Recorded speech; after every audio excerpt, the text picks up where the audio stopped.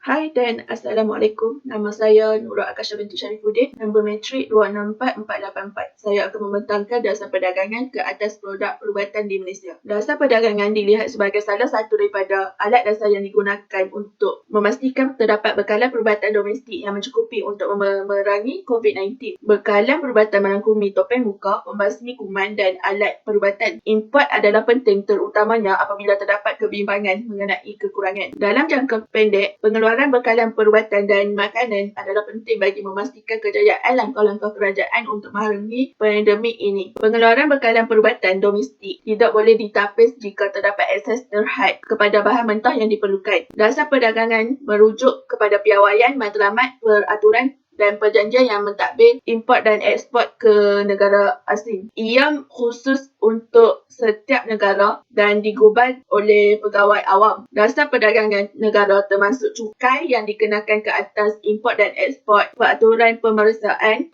dan tarif serta kuota. Terdapat dua jenis sekatan dalam perdagangan antarabangsa iaitu halangan tarif dan halangan bukan tarif. Tarif dan halangan bukan tarif. Tarif Malaysia hampir selalu dikenakan berdasarkan nilai tambah. Kadar ad valorem adalah peratusan tetap nilai produk yang diimport. Ia membezakan antara perbezaan kecil dalam kualiti produk dan cenderung untuk mengekalkan tahap perlindungan yang berterusan untuk pengeluar domestik. Tarif juga dikenali sebagai cukai import yang boleh meningkatkan harga produk import. Selain tarif, duty excess juga dikenakan ke atas beberapa produk yang diimport ke dalam atau dikilangkan di Malaysia. Malaysia tidak mengenakan tarif ke atas banyak barangan di bawah senarai bekalan perubatan COVID-19. Kadar tarif keutamaan dinikmati oleh pengimport dari negara terpilih yang telah menandatangani perjanjian perdagangan keutamaan PTA dengan Malaysia. Malaysia mengenakan kadar tarif paling digemari negara MFN ke atas 5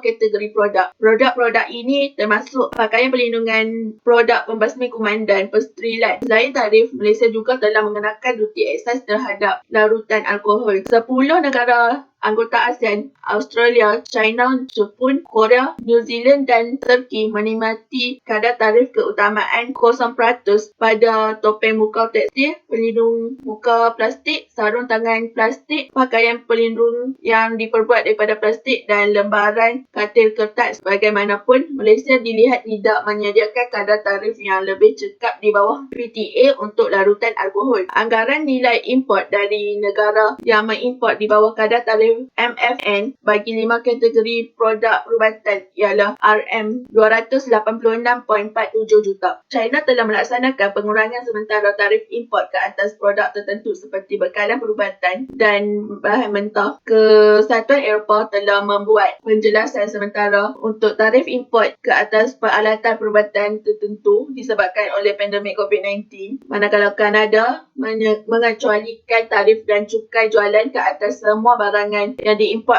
oleh atau bagi pihak agensi kesihatan awam, hospital dan tapak ujian. Colombia pula telah menghapuskan tarif import bagi sementara waktu pada peralatan perlindungan diri, bahan mentah dan barangan modal tertentu yang tidak dihasilkan di dalam negara akibat pandemik COVID-19. Seterusnya adalah kesan sekatan ekspor ke atas Malaysia. Kedutaan Amerika Syarikat sebelum ini mengharamkan produk dua pengeluar sarung tangan terbesar dunia, Stock Glove Corporation Berhad dan TG Medical Sdn Berhad, daripada dieksport ke negara itu. Ini kerana syarikat itu didakwa telah menggunakan khidmat buruh paksa. Jika ekspor berkurang, baki pembayaran ataupun imbangan pembayaran akan menjadi negatif. Baki pembayaran negatif menunjukkan bahawa aliran keluar wang ke luar negara adalah lebih banyak daripada aliran masuk wang ke dalam negara. Ini akan menjejaskan kestabilan mata wang negara. Jika sekatan ekspor ini terus berlaku, industri tempatan terpaksa menghadkan operasi dan